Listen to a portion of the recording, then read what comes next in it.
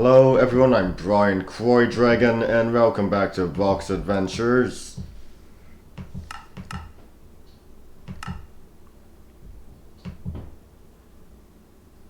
So I didn't record Saturday because I needed sleep. Didn't sleep well Thursday night.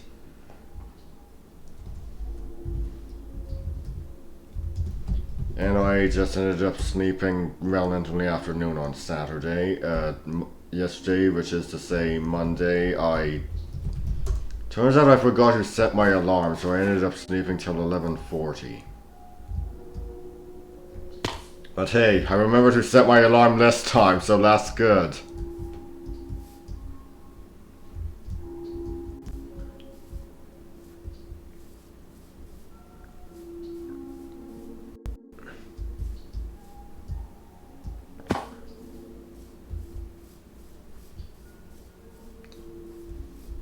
And well, today I grew impatient with the launcher, restarted my computer, and then had to go to the launcher setup again.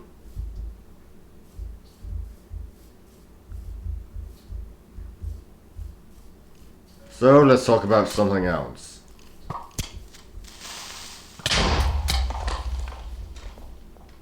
What should we talk about? Well, a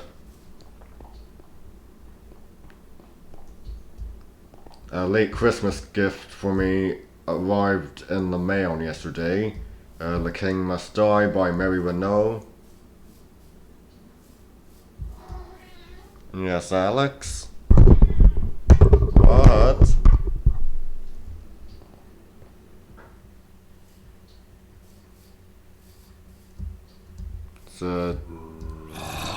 It's a demethyfied version of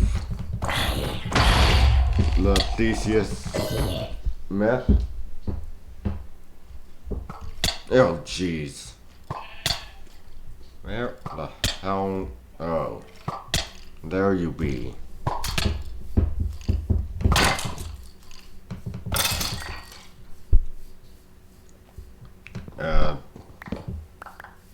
Bought myself a copy of the Return to the Planet of the Apes, the DVD for the animated series. Watched the first 3 episodes, really enjoying it. For God's sake. I cannot go 3 feet without being attacked, can I?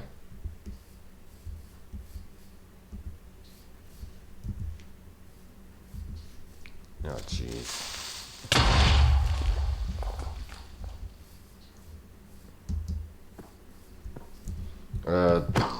On Saturday, watched at a Cerulli Cat watch party, watched The Matrix and The Princess Bride. I've never seen The Matrix before, but I had seen The Princess Bride before. First time was Bits and Pieces on AMC. As you know how AMC is, it's not like TCM, it doesn't... ACM does commercials, Turner Classic Movies does not.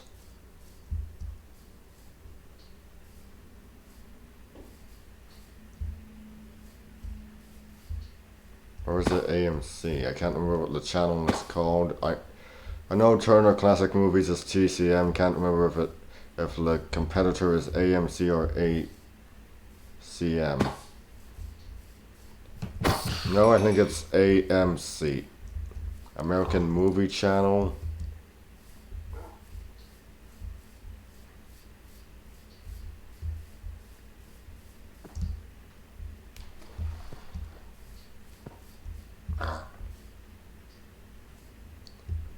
First saw the last bit of The Princess Bride long ago. And then saw the part where they're going up the cliffs of insanity. And then last year I bought the book, After reading the book, we ended up getting Disney Plus, so I watched the movie on Disney Plus. It's a good movie. Maybe not. Stuff on the keyboard.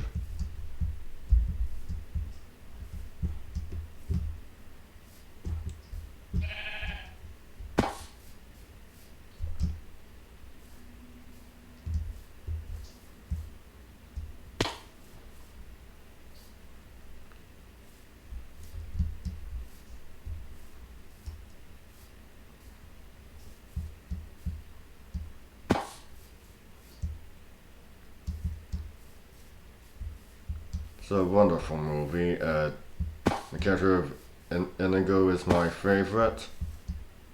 I mean, Mandy Patinkin pretty much gives one of the best performances in the movie, alongside Billy Crystal as Miracle Max.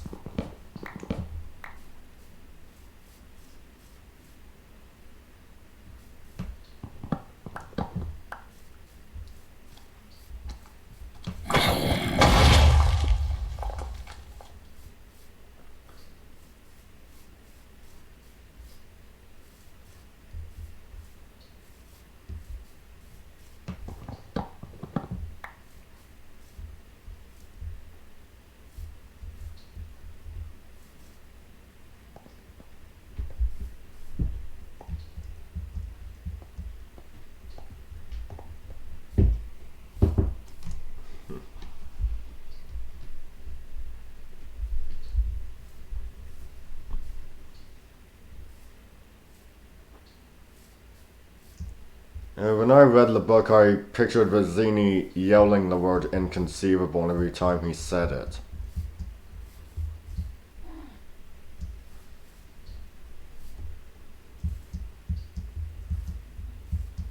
Yes, I know that's pretty hammy, but considering who played him in the movie, Wallace Shawn, who is pretty hammy himself, I'm sure you can see where I'm going with this. Hey.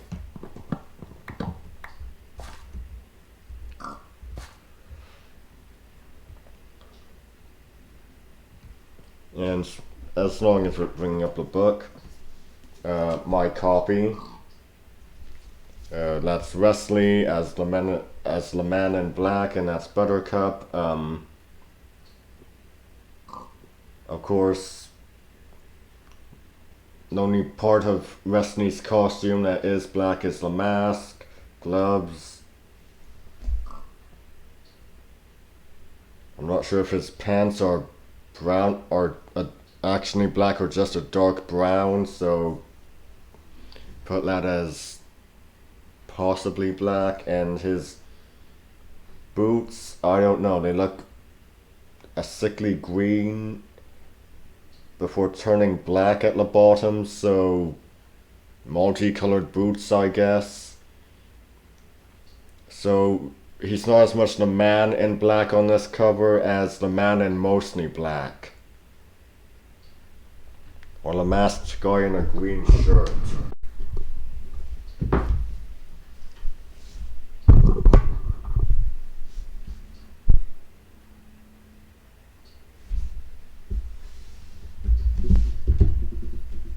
Hey.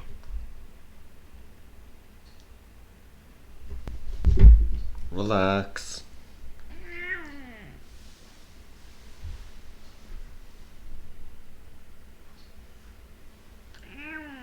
Hi.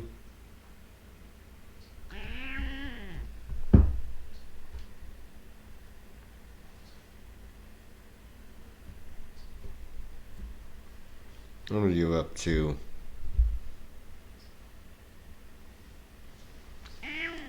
Hi.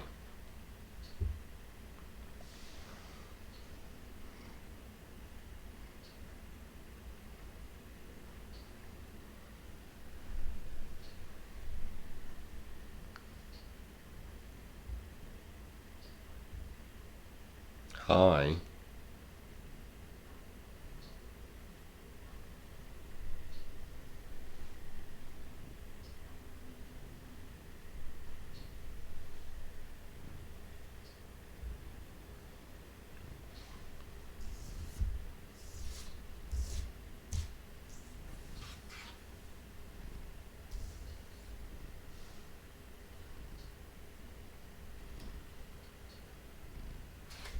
Yeah, what I particularly love is that fact that there's a map included.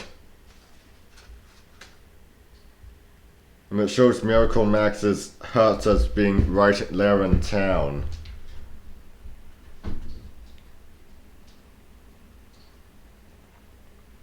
Not in the forest or whatever it was placed in the movie.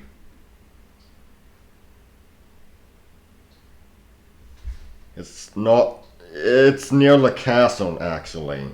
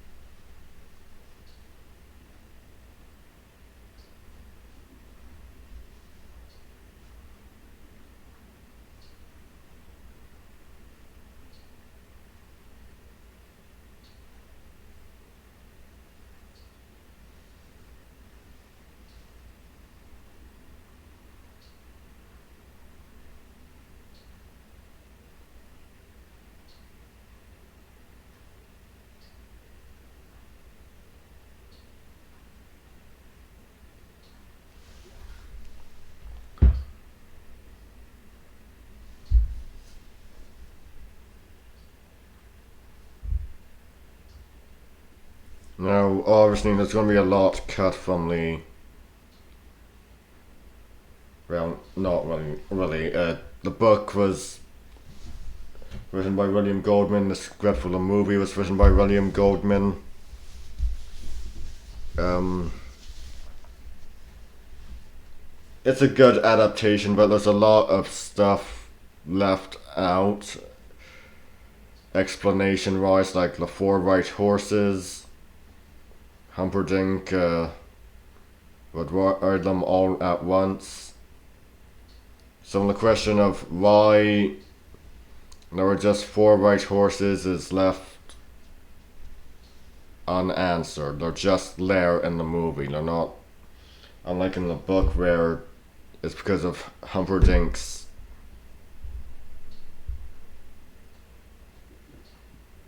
riding four horses at the same time shtick. I am,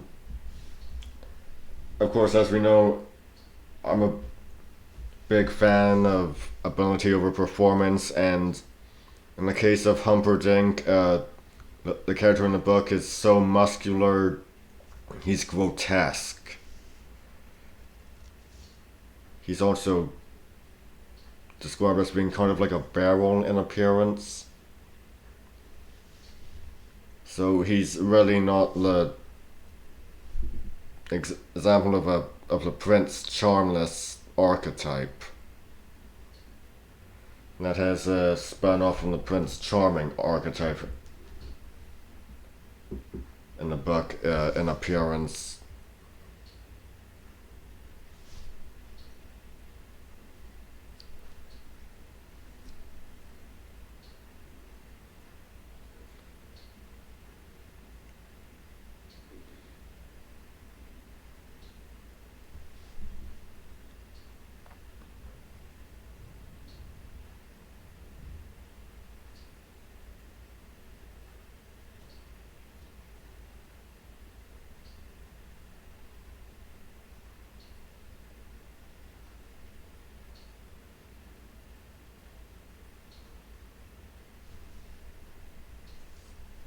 Of course, at the watch party, there was questions of who names their kid Humperdinck.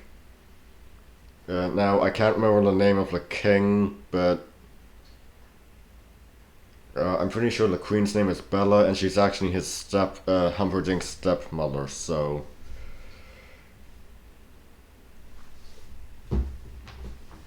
It's not like, hey,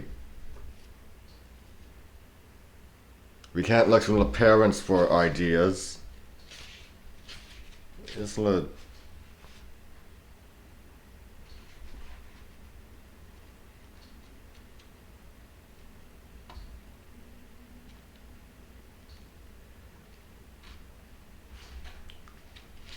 Okay, let's see here. Okay, yeah, here we are. Here's Prince Humperdinck, his confidant Count Rugen, his follower, aging King Lothlorien, and Queen Bella, his evil stepmother. Not really, because it's an affectionate nickname. Humperdinck, son of Lothlorien.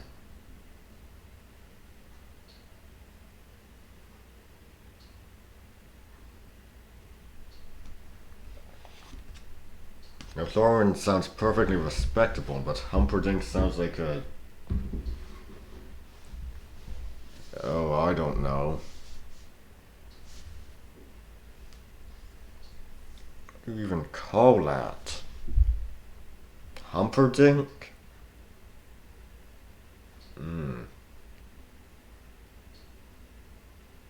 It's a bizarre name to be sure. Actually, I'm pretty sure there's a musician named Humperdinck. Eng Humperdinck? I first heard about him in What's New Scooby-Doo. Yeah, remember that show? No, in the steam room, the guy, Fred, Shaggy, and Scooby are following. Can't see him because of the steam.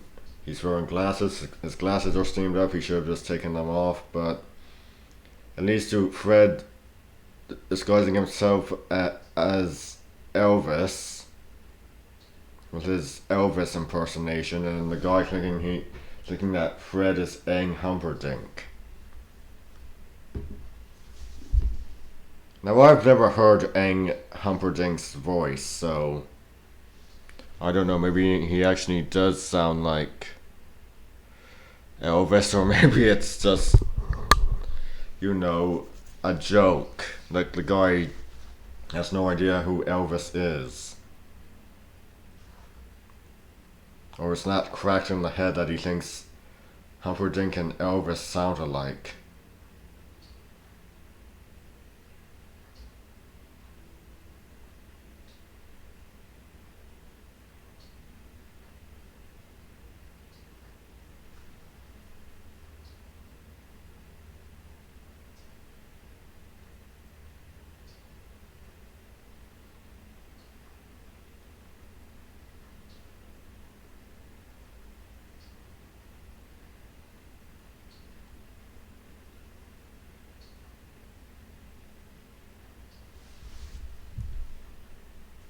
Okay, so the sun's setting.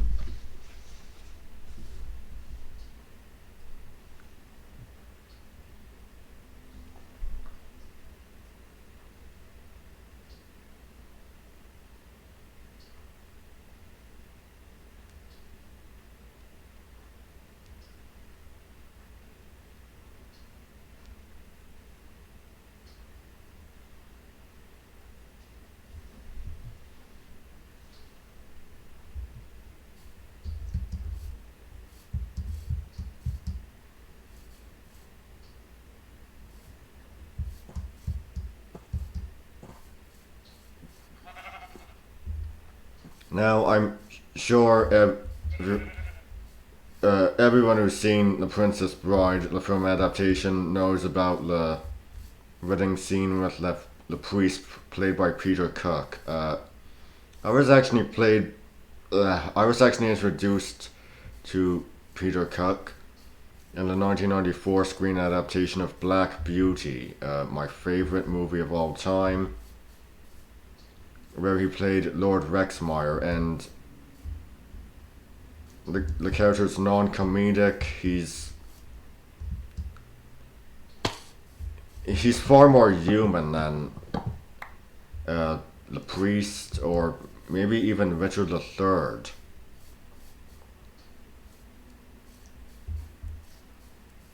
He's not a major character.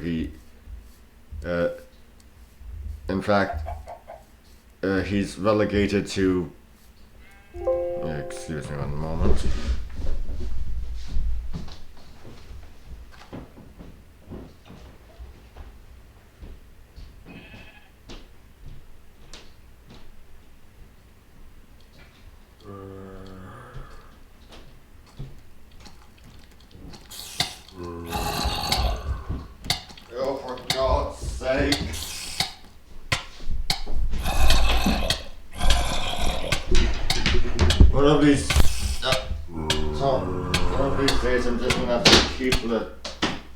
charger on hand.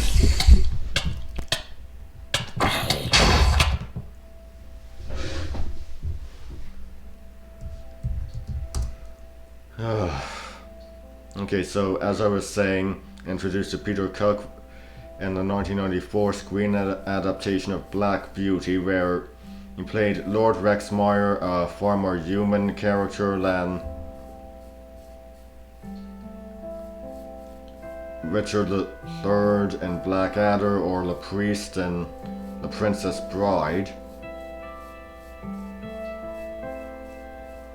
He's a non-comedic character. He's an actual human being. And, I mean, yes, Richard III was an actual person, but you have to remember, Blackadder is also a comedy, so...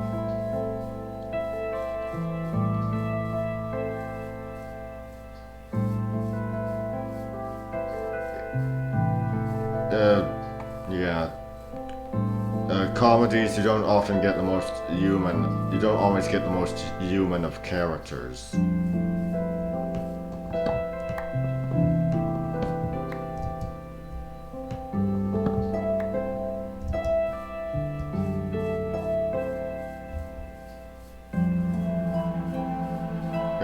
Lord Rexmire's scenes are pretty much relegated to the portion where Black Beauty is under ownership of Lord Rexmire's family.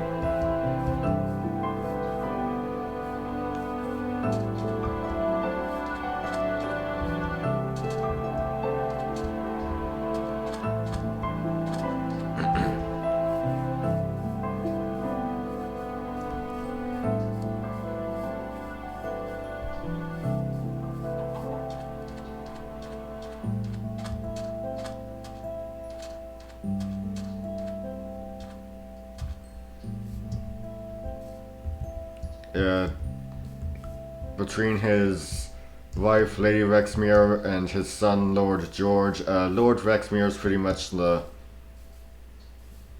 closest to likable of the three.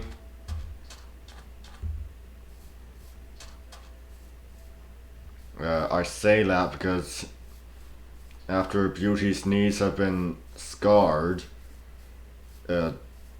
he makes the decision to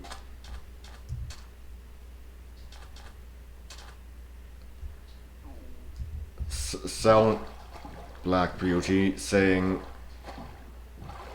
they were once such beautiful animals, and ultimately leading to the scars on Beauty's knees, saying, "I won't have knees like that in my stables."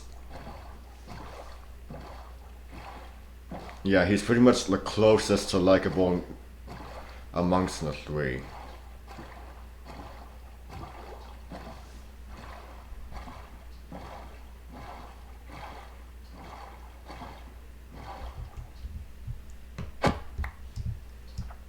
And in regards to the character of Ginger, when George races her before she is ready at the steeplechase,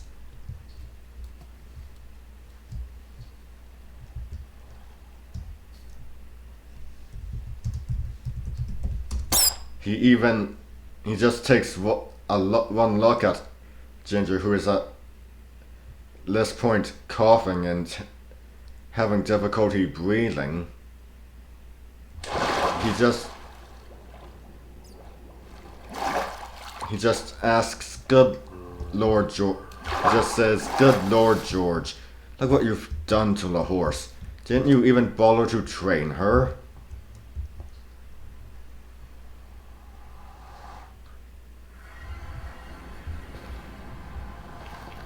To which George says, "I won the race."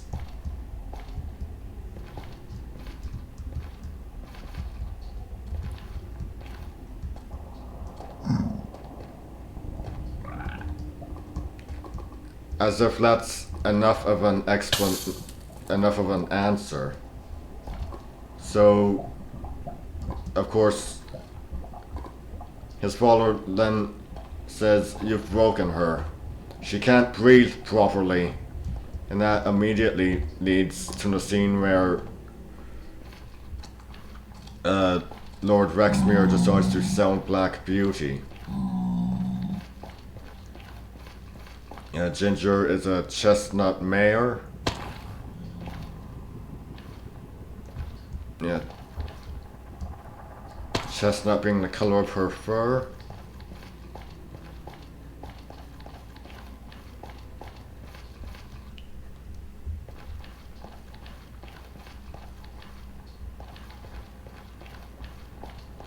Yeah, the Rexmeres definitely aren't the most likable characters in the piece.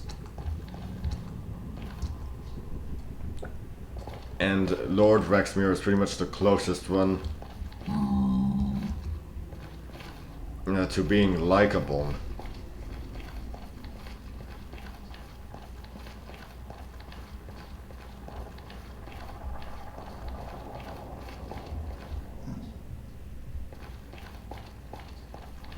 His calling out of George for racing Ginger before she's even ready, that's perfectly just. He's perfectly right. She was not ready, and it's that moment that you start to think maybe he is the most likable of the three. But it's immediately after when you hear him say he's going to sell Black Beauty simply because of the scars on his knees. Yeah, you realize he's pretty much the closest thing to likable amongst the three, but not really. He's the closest to likable, but not actually likable.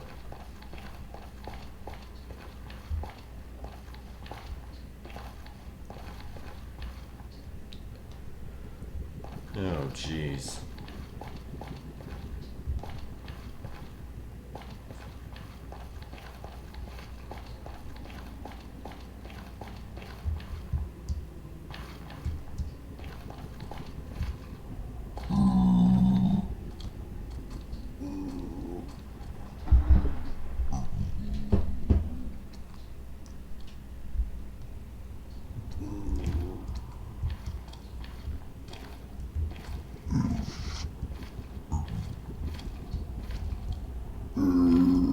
Yeah, the character of Lord Rexmar is actually a lot more three-dimensional than Peter Cook's typical fare. As I said, he's the closest thing to likable, but he's not only a good character, he's pretty much someone you could actually meet in real life. The priest and the Princess Bride, he's just there for the one joke. Richard III, pretty much just there for the one episode. Oh, jeez.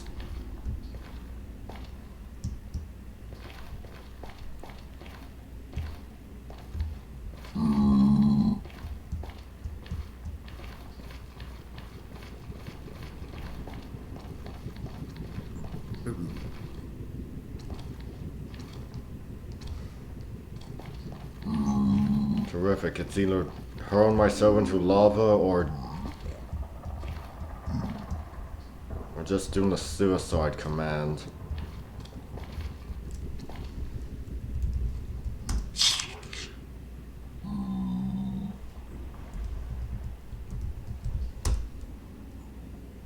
Or a respawn command.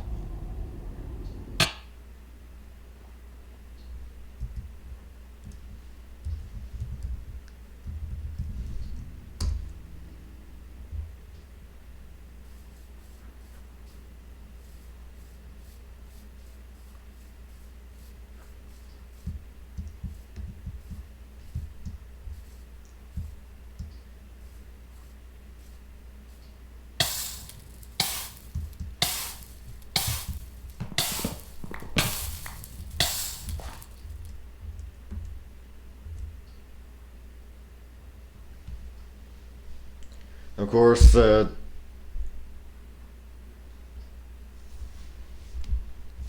regards to Lord Rexmere, we can pretty much call out of the characters I've seen Peter Cook play, he's also pretty much the closest to likable. Don't know much about the priest. He's just there for the one scene. Don't see any of his personality. Don't know what he's actually like. Off duty to say.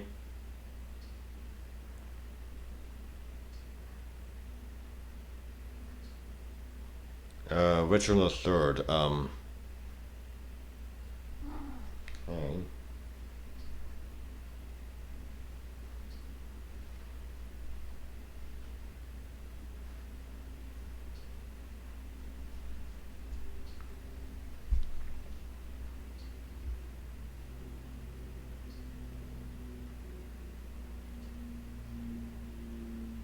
Richard the Third is nice to everyone,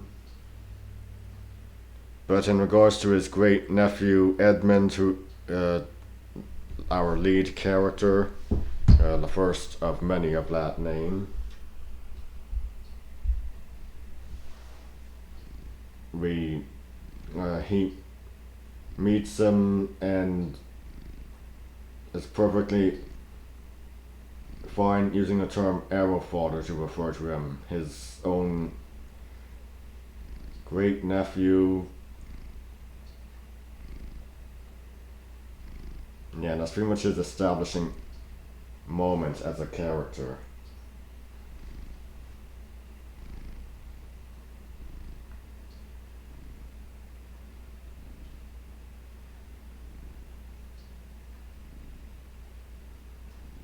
He's not really likable. Granted, a lot of characters in the Black Adder series run the gambit.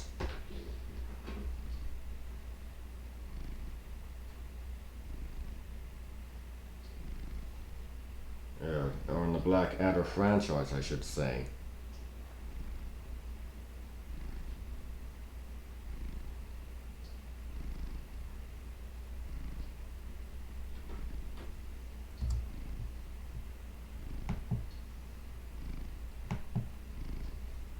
Let's see, do I know Peter Cook from anything else?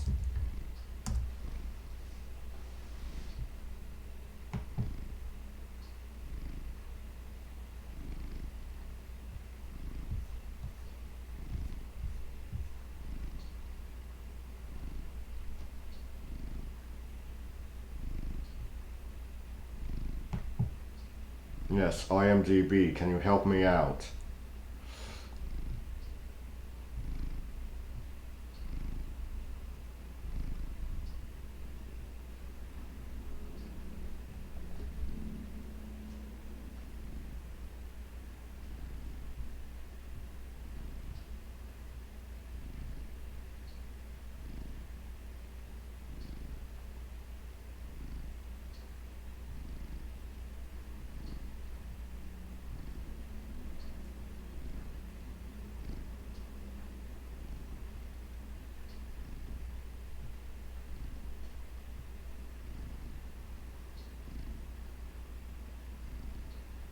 Yeah, that's pretty much his entire resume I'm familiar with.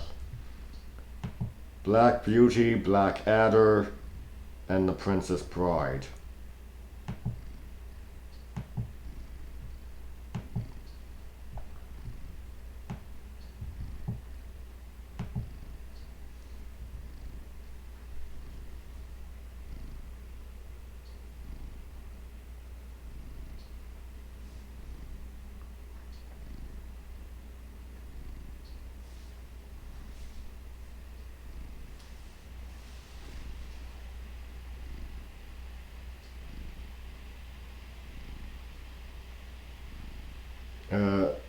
I've heard some Peter Cook fans call Black Beauty his worst movie, but yes, God forbid he should ever play something that is not an actual human being for once, so that he should be in something that's not a comedy for once.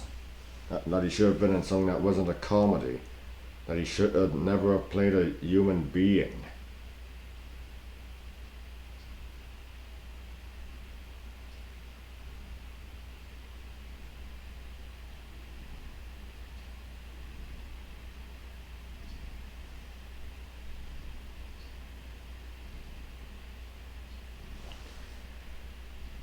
Humanity is many things. There's good individuals, there's bad individuals. There are individuals that are close to likable. And that's what Lord Rexmere is. He's an example of an individual that is close to likable. Meaning he's pretty much the most likable in a family of three unlikable people.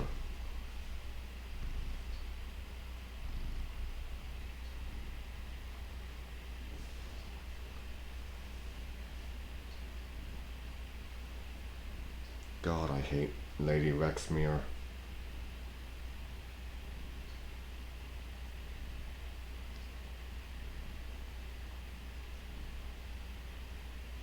Lord George also.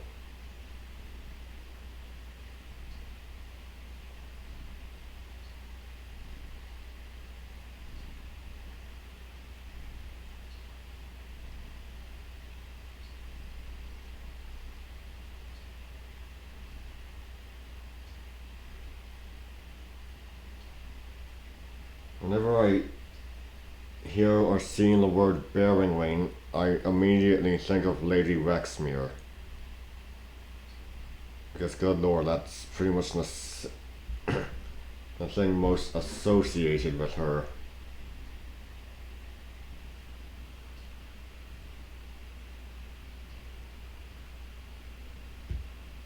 I highly recommend that movie, Black Beauty.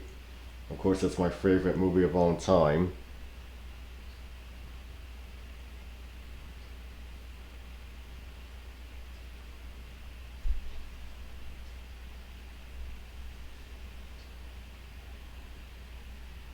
I've heard some people who never grew up with that called it boring, but it's quite literally the life of a horse. The autobiography of a horse. With our title character telling you his life story.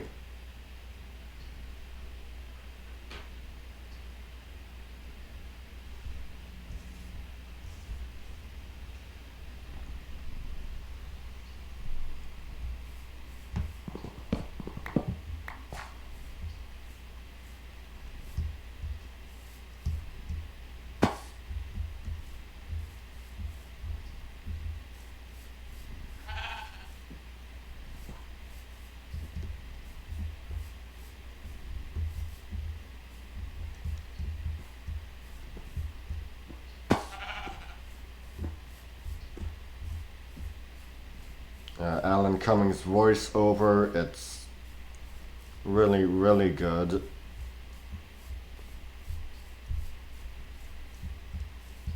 And you'll find a lot of good performances.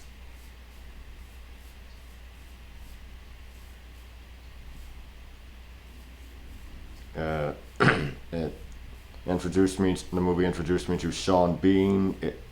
Again, he's playing an actual person in this movie. Just like Peter Cook. A good man, in contrast to Lord Rexmere.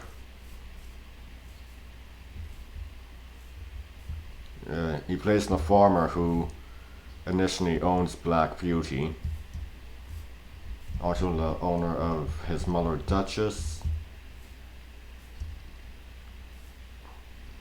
He's only there in the beginning because, again,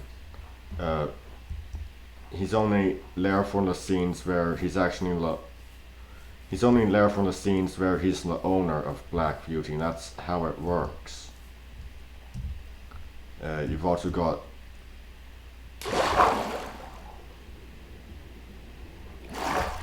Jim Carter as John, who works for Squire Gordon and his family. Takes care of the horses.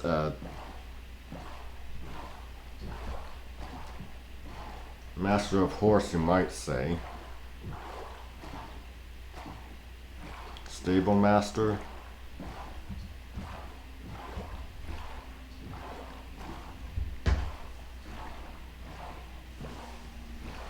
David Thewlis is also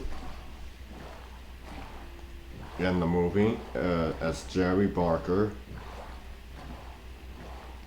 A good man, again, only in the scenes where he owns Black Beauty.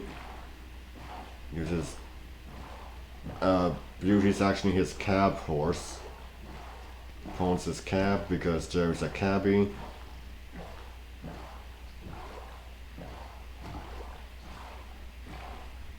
It's the Victorian era. That's how things were.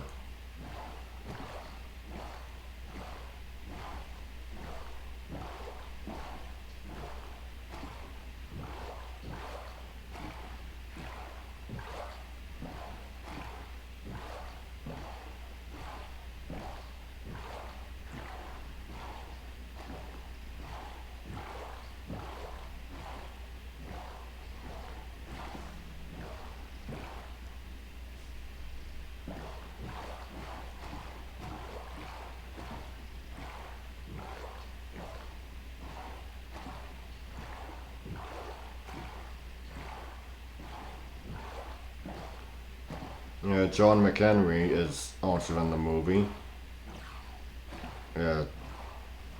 playing the character of York, who works for the Wexmeres.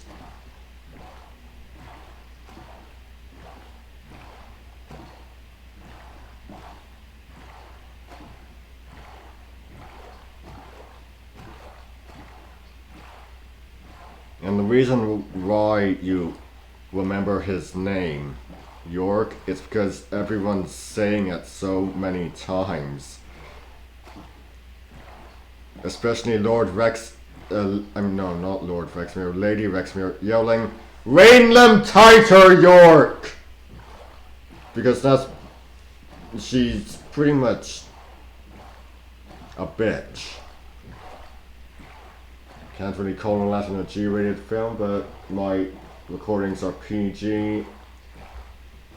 Well, Canadian PG. We can get away with a lot more. Up here, we can get away with piss off at the G rating. We can say bastard at the G rating. Depending on the meaning. In reference to an illegitimate child, yes, we can say it like that at the G rating. Hey.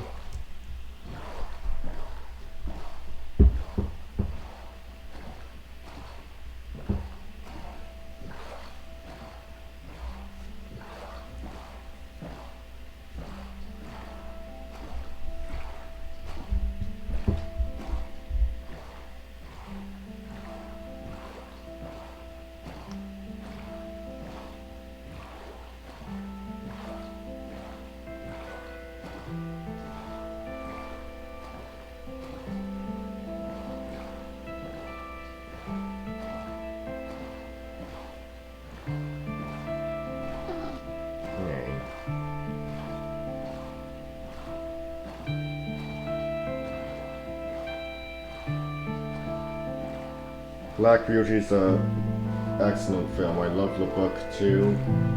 Best film adaptation is the 1994 one. It's really the most faithful to the book, and even it has its differences.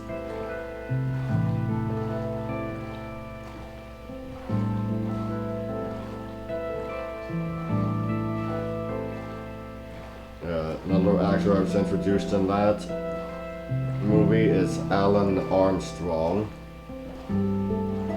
He plays Reuben Smith, the man responsible for the scoring of Beauty's knees.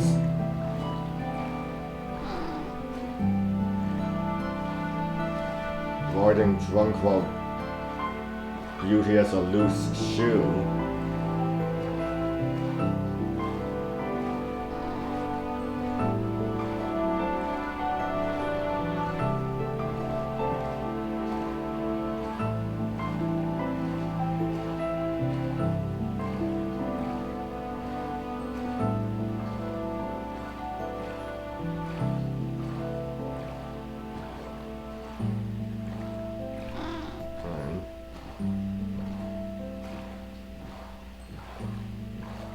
had the shoe not been loose,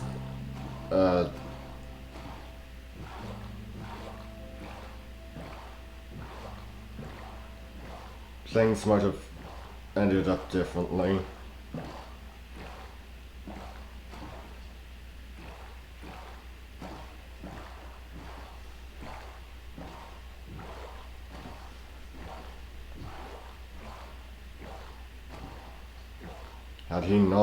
Had neither Ruben been drunk or Beauty's shoe not been loose, things would have been different.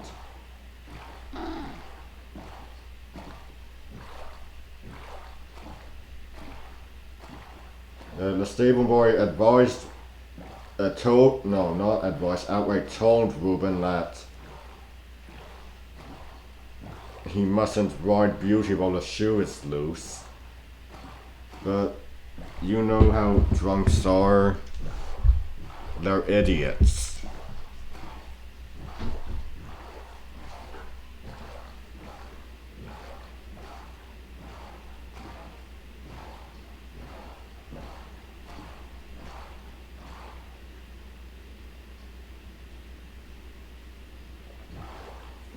Ruben gets thrown from the horse. Beauty ends up, well, his niece gets scarred, so, and you know what that ultimately leads to. In the book, it costs Ruben his life. In the film, it just costs him his job. Honestly, Ruben's not the worst person in the film or the book. His worst flaw is a love of alcohol, and that's a very human flaw.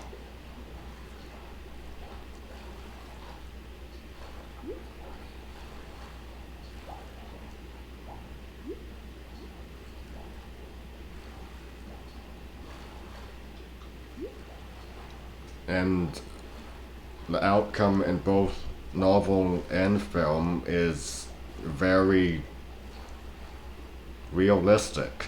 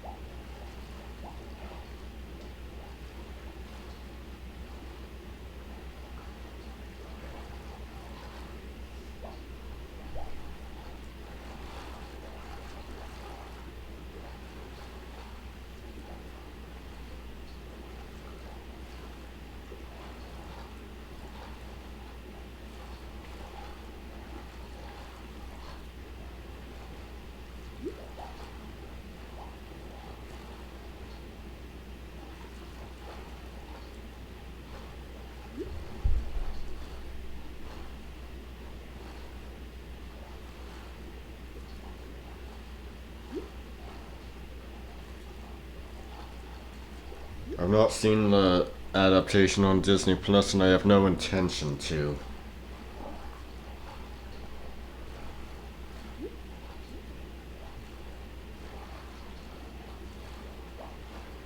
That's not an... I don't even think that is an adaptation. It's just an example of people taking a title and using it for their own gain.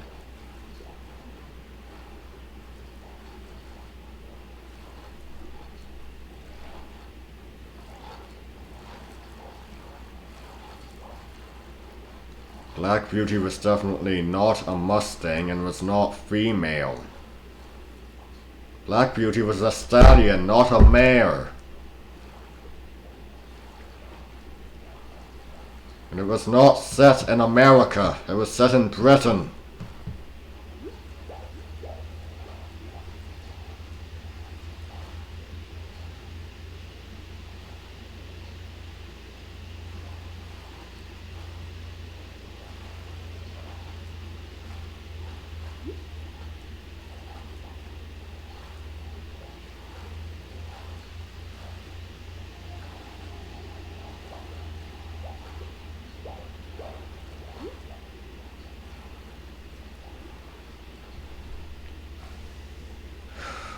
So I hate it when people do that. Just take a title and do with it what they wish.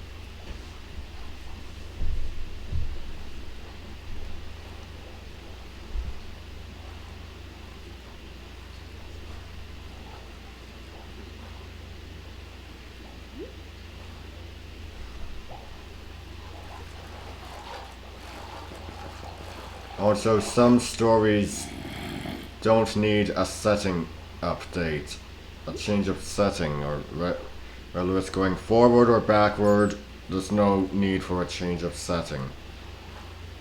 Disney changed the setting to modern day. That was not needed. The Victorian era is a perfectly good setting. Victorian Britain is a perfectly good setting, not whatever the hell you call the equivalent in America.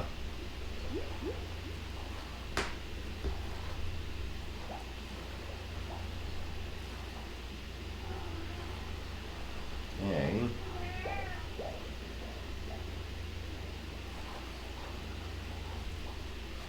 Yes, Alex. Come on up.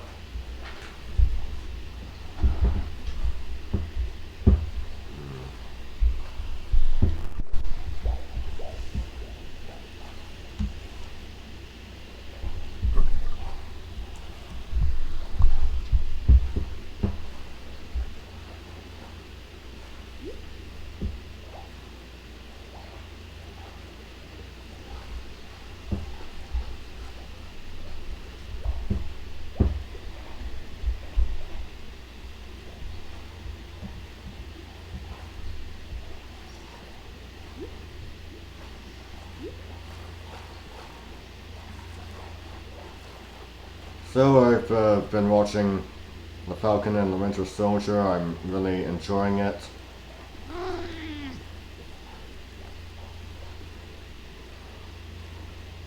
Yes, Alex.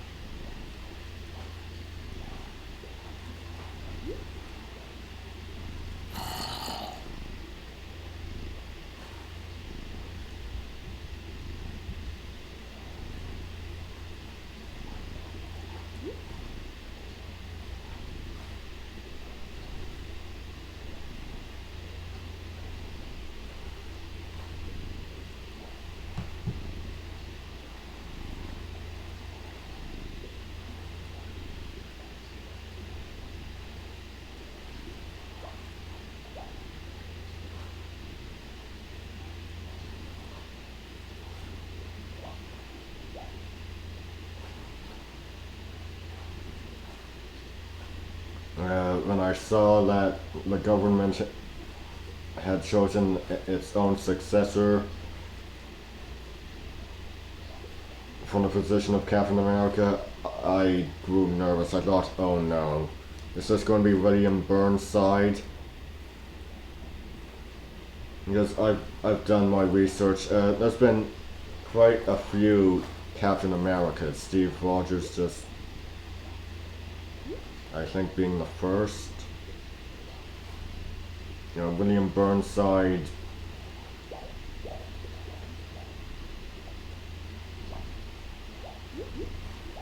really not a nice guy. He's a racist, he's homophobic, he's pretty much the worst aspect of the 50s.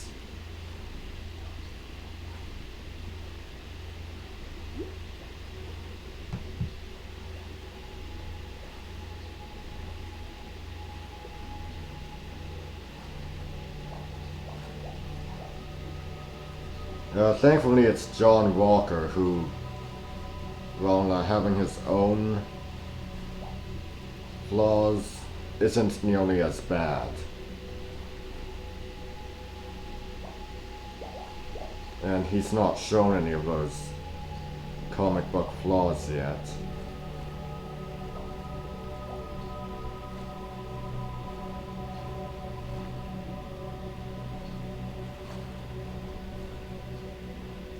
Easiest way to describe him, he's an asshole.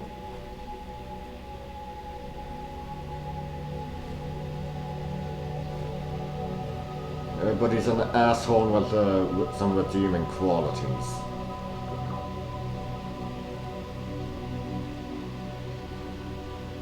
Sure, he's a right-wing conservative guy, but he's not a racist. At least he's not racist to black people. His best friend's black. He doesn't go in with William Burnside's things.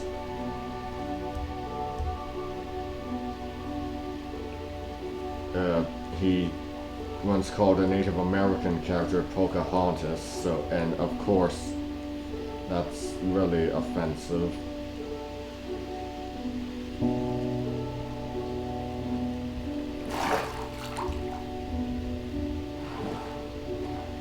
But some people say it's the only time he's ever. Some people have said it's the only time he's ever shown such an attitude towards someone of a different ethnic group. So it might just be his conservative upbringing, but I don't know. John Walker in the comics, definitely a step down from Steve. Thankfully he doesn't seem to have any of those flaws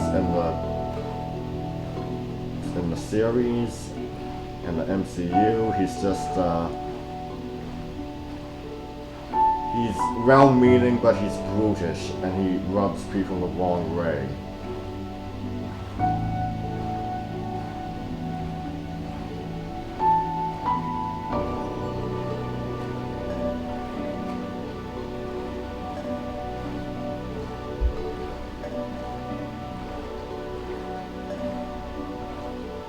Also, he's not loyal to the idea of his country, but he's loyal to the country's government,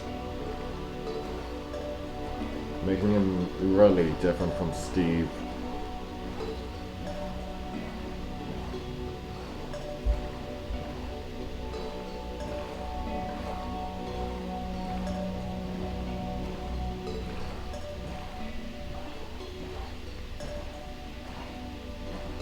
Can we expect a battle between Sam and John at some point? I don't know. Maybe. Sam describing him and Bucky as free agents. Yeah, that's definitely gonna come into conflict with John, who pretty much who actually tells them to stay out of his way.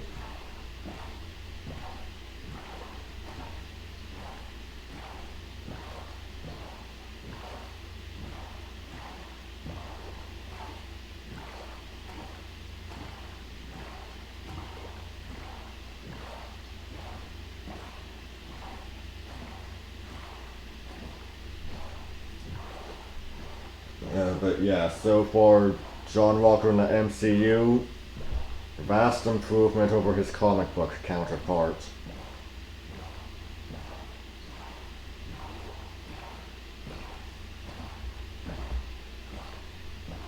And thank God William Burnside isn't making an appearance.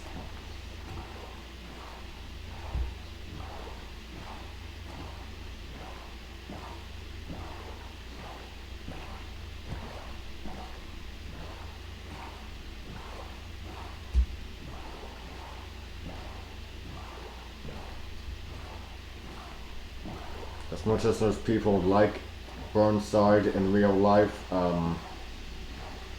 yeah, I really don't think we want to see him. Ever.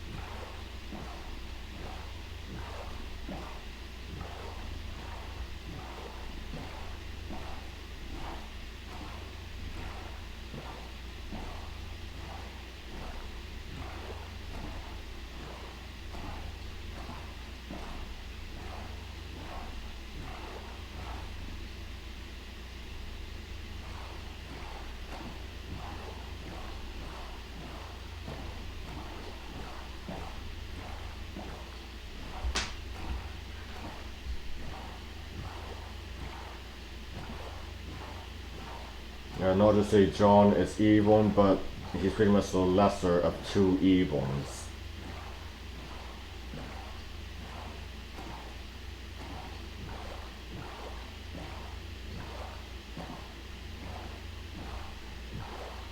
Burnside, on the other hand, yeah, he's pretty much a villain. He's been a villain for a long time. He was Captain America in the 50s, but yeah, he's pretty much.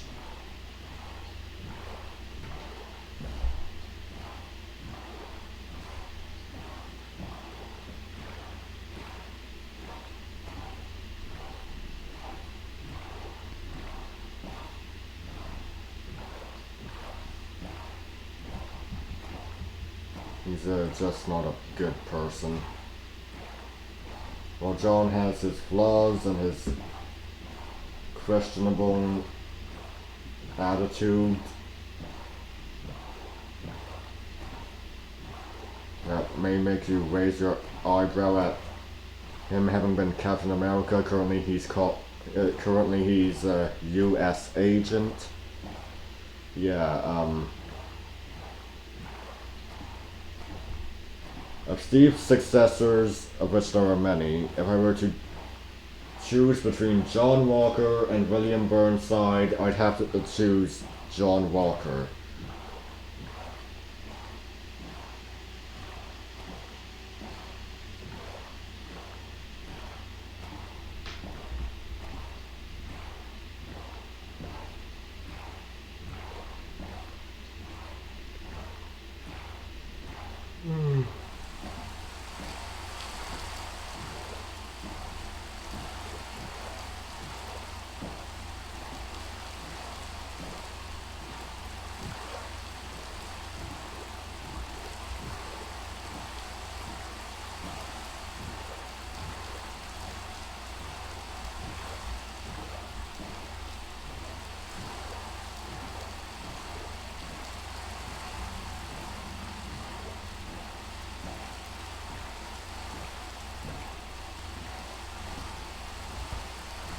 Speaking of John Walker, his sidekick and black best friend Lamar Hoskins makes an appearance. He's of course John's partner, sidekick, whatever you want to call him. Also loyal to the government rather than the idea.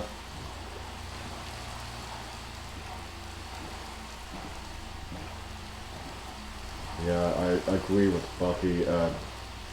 Lamar calling himself Battlestar, that's just atrocious.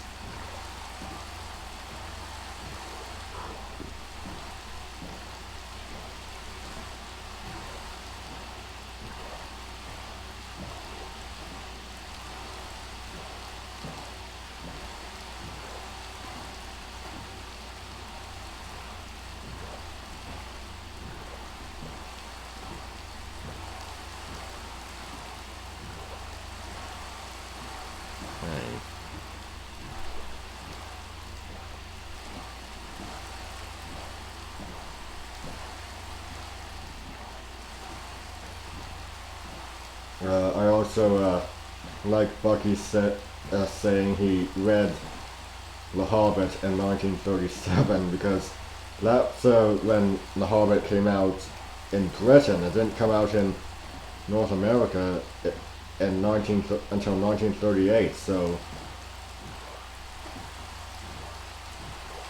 it means Bucky must have gone out of his way to get a children's fantasy book from Britain.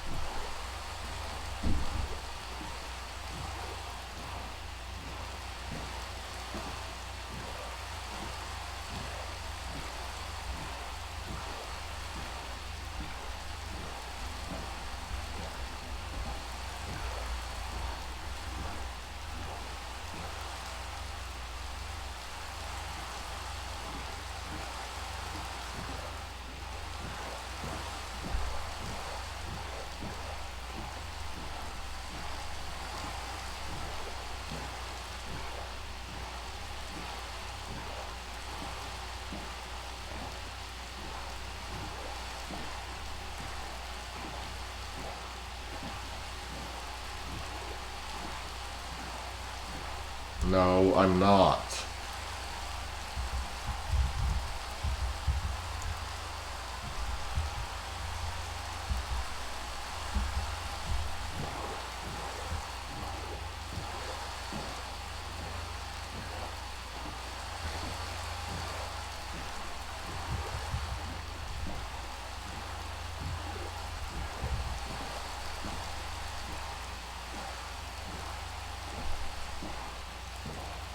How far are we even going?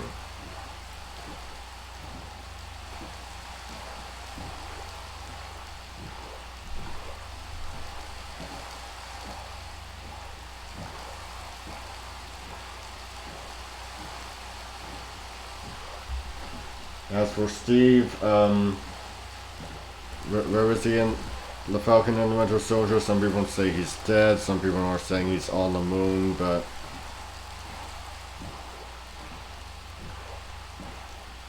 the fact that he's pretty much just retired quietly in Endgame, we might not know what happened to him.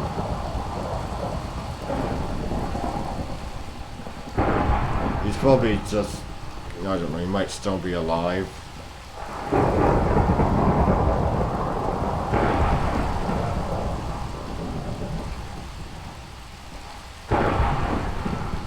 Until we get a confirmation that he's dead, I don't know, I'm not buying it.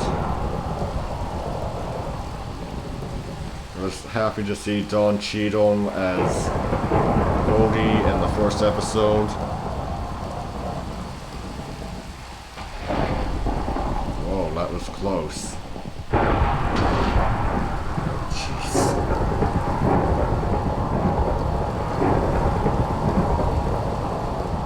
Fine, no black clouds above me.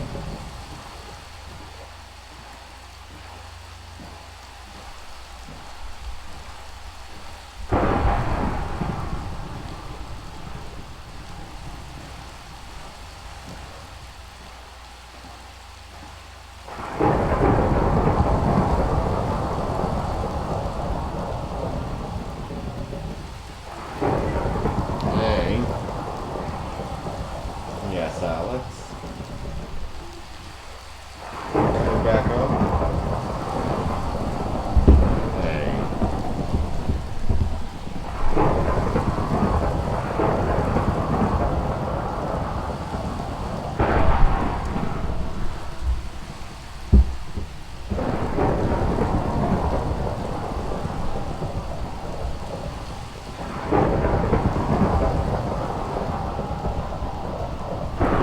One side, please, Alex, or just sit down.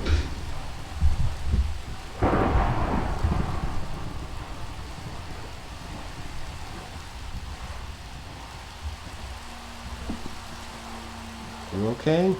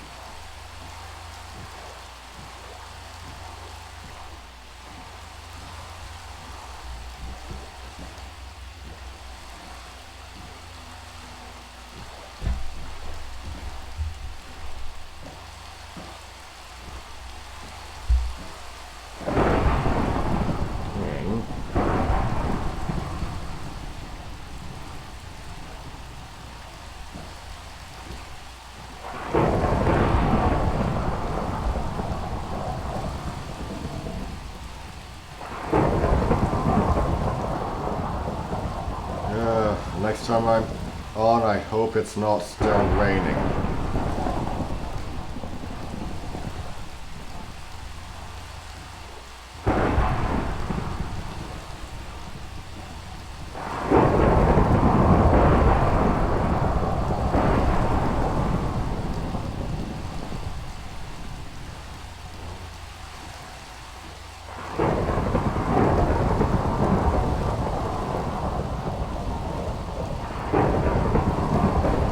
Well, that's all for today, everyone. I'm Brian Croydregan signing out. Stay straight.